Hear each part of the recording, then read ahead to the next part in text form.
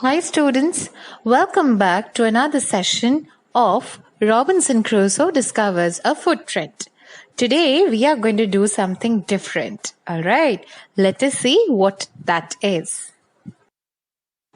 All right, now, students, the picture that you can see on your screen right now is something that you have seen before. Yes, many of you are very well acquainted with this logo. This is the logo of something. Can you tell me to which particular thing does this logo belong to?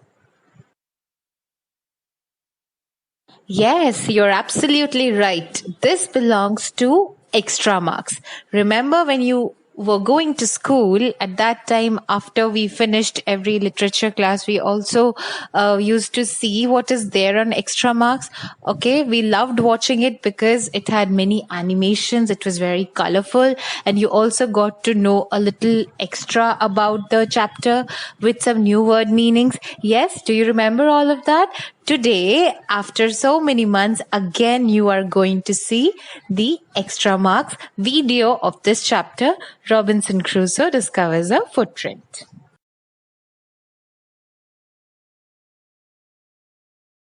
Robinson Crusoe Discovers a Footprint. This story is adapted from Daniel Defoe's Robinson Crusoe. Robinson Crusoe's ship had been destroyed by the sea.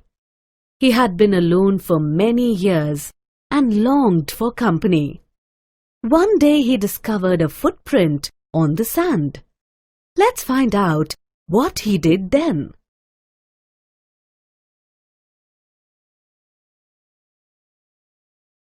Robinson Crusoe. One day, when I was going towards my boat, I was surprised to see the footprint of a man on the sand. I stood amazed. I listened. I looked around me. I could neither hear nor see anything. I went up higher to look down. I went up the shore and down the shore. But it was no good. I could find no other footprint but that one. I went to it again to see if there were any more footprints and to tell if it had been my imagination. But I was not mistaken, for there was exactly the print of a foot, toes, heel, every part of a foot. I could not imagine how it came there. I stayed a long time thinking, but became more and more confused.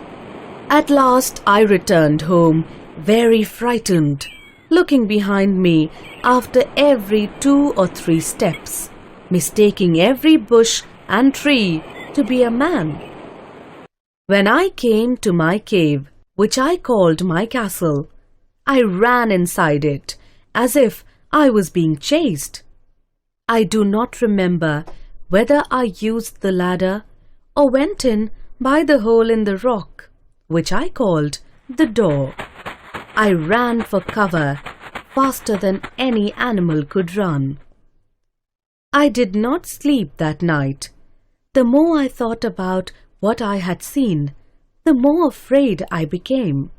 I thought it could be one of the savages of the mainland who had wandered out to the sea in a small boat. Luckily, I was not on shore at that time. But what if he had seen my boat? If he had seen the boat, he would have realized that someone lived on the island and would soon return with others to kill and eat me. And so I lay fearful for many days and prayed for protection. In doing so, I was much comforted and began going out to investigate.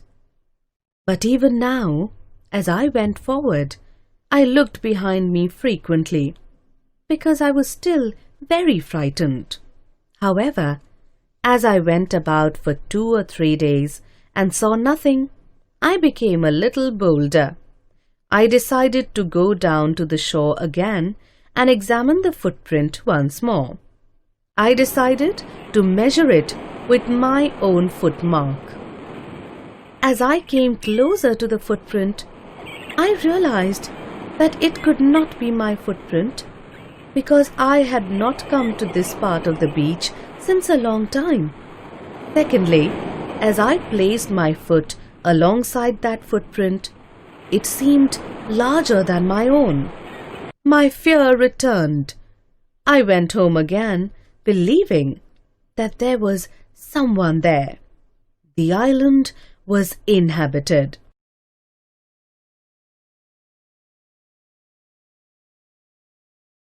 New words. Savages, uncivilized people. Thousands of years ago, our ancestors were primitive savages living in caves. Mainland, main part of the country. From the island, there is a boat service to the mainland. Wandered, roamed. John wandered about in the park for half an hour. Bolder, more confident. Renu is bolder than her sister Megha.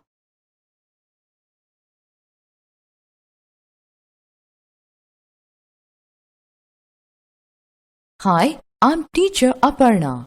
I will give you some extra knowledge related to the topics. Have you heard the saying, worry often gives a small thing a big shadow? This is a famous Swedish proverb. It implies that worrying over small details can make them seem worse. If we keep giving much importance to small things, we start feeling stressed. When we stop making a big deal out of small things, life becomes much more pleasant and enjoyable. Discuss with your friends how you would feel if you happen to see an unknown footprint outside your front door.